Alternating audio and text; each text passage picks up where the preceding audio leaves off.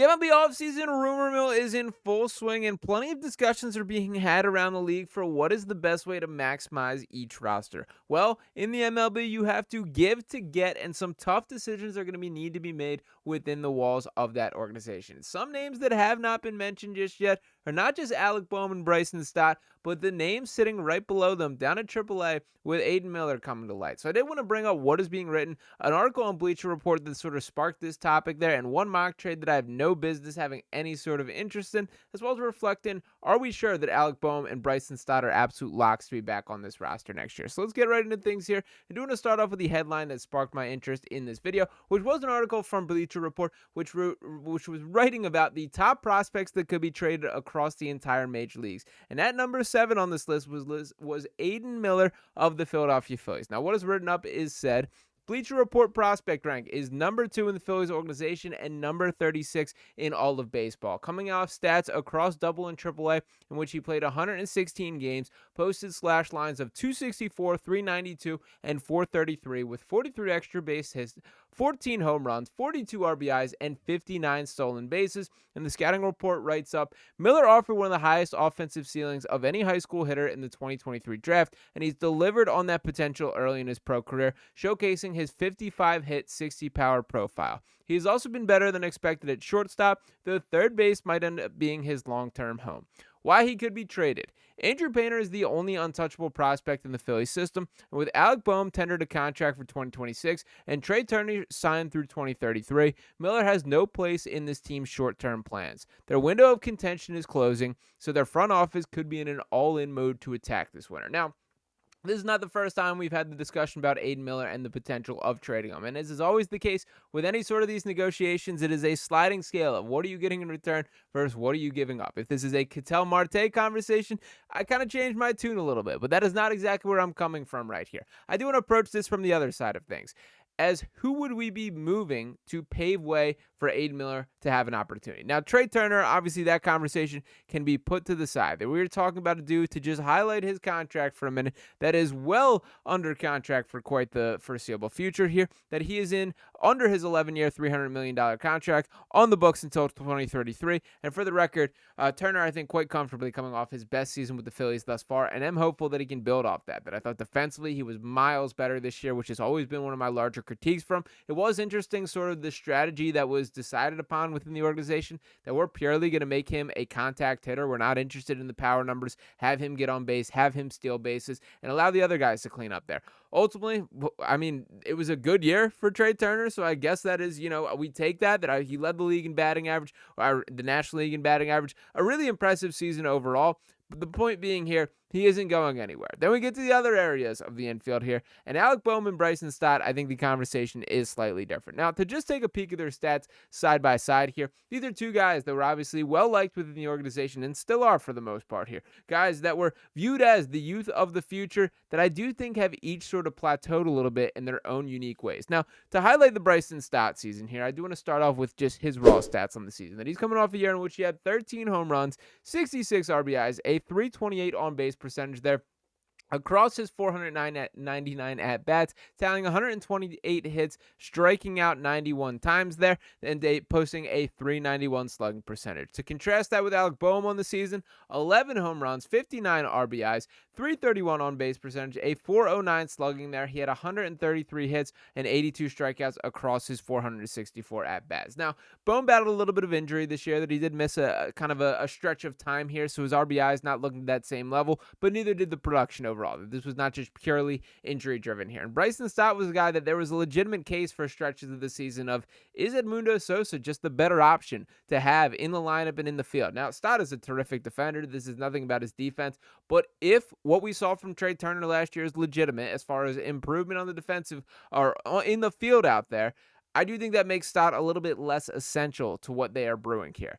Now, when we talk prospects, and Aidan Miller in particular here, there is always like a tough conversation. I'm always a guy who values what we see at the major league level to a higher extent. But I think a lot of times prospects are viewed as this lottery ticket of this could be this multi-time all-star. This could be this guy that is one of the greatest players we've ever seen. This could be the piece of the future, the long-term solution at this position here. But there's just as likely, and honestly even more likely of a chance, that we're talking about a guy who doesn't make the leap, isn't ready, can't fill in, can't live up to the expectations that are hoped. Now, Aidan Miller is still quite young, quite early in his trajectory, and I will say for me personally, not a guy that watches a ton of the minor league baseball action here. I follow the stats as close as I can, but I don't actually dive in and watch that much. I do have a buddy, and shout out to my guy Jared Montalto out there, who does cover for the Reading Eagle. That I went to college up there, now Alvernia University up in Reading, so quite some tie over there. He swears to me that Aidan Miller is a future star. I'm not saying I'm taking his word for him, but I am saying that I would be a little bit hesitant to just throw this guy in packages based on everything that he said about watching him on a pretty much every game basis there. And now, the reason that I bring this up so clearly here is I did want to pull up this mock trade that also made its waves to the internet here. And shout out to our guy Phillies Tailgate who tweets out, "No thanks." I agree with the overall message, but to dive into things in kind of a unique trade here, that the Orioles returning Mackenzie Gore, who had an incredible season, and Keibert Ruiz, the Phillies getting Adley Rutschman, who's been a guy that we've talked about as a JT Realmuto replacement for quite some time. But the Nationals would walk away with Nick Castellanos, who I could see as a Washington National quite clearly here. Aidan Miller, which is where this gets a little difficult for me. Carson DeMartini, and Caden Bodine, who's an Orioles number 10 prospect there. The prize of this is pretty clearly to me being Aidan Miller here. I do think that the JT conversation needs to get settled before we even have this. If you can ink that guy to a, not a deal that is incredibly disruptive to your overall plans, you do that. And that's included if you can get to the table and reach an agreement before the Kyle Schwarber situation is done. The order of operations is obviously pretty fascinating from an offseason perspective as far as what is the organization's priorities, what is there a sense of urgency to get this guy under. I think Kyle Schwarber is quite clearly like number one, that I think everyone is universally in agreement upon that, and making sure that the price point does not rise to the level that Schwarber is going to want it to. But to that same point, Kyle Schwarber is going to allow things to play out, that he understands the game from the opposite direction, and he benefits from allowing things to stretch out. He is one of the most highly marketable and desired free agents right there. He's in no rush to get a deal done. I bring all this up to say, just get JT Realmuto under contract, and then we're not even having the conversations about this trade. That I would prefer this. That I think people get lost. That Rutschman has not played good baseball in over a calendar year to this point, and that is not just the sure solution. I value what JT brings as far as the intangibles, calling a baseball game. And I understand that he's not the best catcher in baseball anymore, but look around, there is not a lot of options that I still view as better, particularly attainable options that you can bring into this organization whatsoever. But I still come back to say here that there has to be some level of change this offseason. That I think there are no ifs, ands, or buts about this, and I think that is pretty universally agreed on. We've done these little tweaks. We've built around the edges, and I'm not saying it is blow-up territory. That Bryce Harper remains. Trea Turner is coming back. The pitching staff is still going to be a strength of this team next year when we factor in all the different options that they do have. But I do wonder if a switch up at second base or at third base could be the type of opportunity that does change up the identity of this team here. Now, I don't know that Aidan Miller is ready, but what I am really curious of are either Alec Bohm or Bryson Stott the long-term solutions. We had a lot of conversations, particularly last offseason on here, about the future of Alec Bohm and the likelihood of him being traded. I don't think we've quite head-on addressed the Bryson Stott stuff quite enough.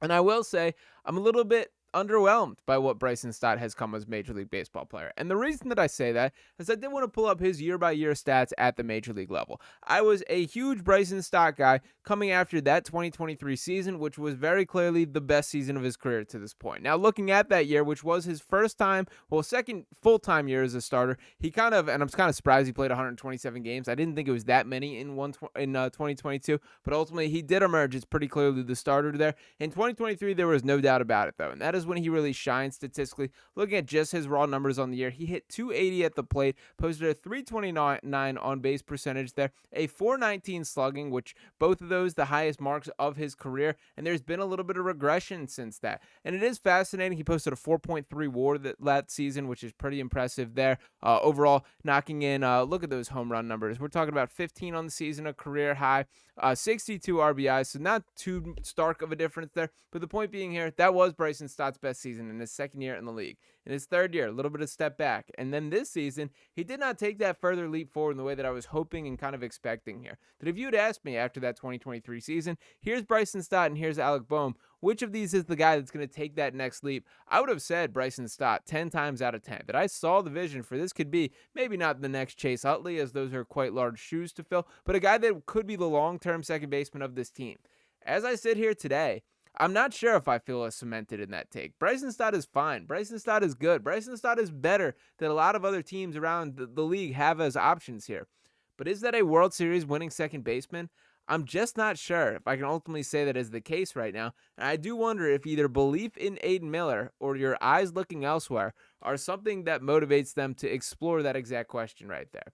Did just want to put it out there for food for thought, as we've talked a lot about the different options on this Phillies team. I don't think we've hit on the concept of moving on from Bryson Stott just yet. I would love to hear your guys' thoughts below. So appreciate you guys for tuning in the video. As always, I leave here with the final thoughts of I would not move Aidan Miller without getting a significant piece in return. I am not locked into Bryson Stott for sure being the guy, and I do think there are more questions that we do need to ask this offseason, and maybe this is pure belief in Bryson Stott. Maybe he gets in the lab, adds a little power, figures out how to hit left-handed hitting a little bit better, and we are talking about a completely different player. But ultimately, that's where I sit at this current time, and would love to hear from you guys below as well. So appreciate you guys tuning in as always. Make sure you're smashing that subscribe button to the channel. Dropping a like on this video. I'll be back next time. Talk to you right here on Phillies Digest. Peace.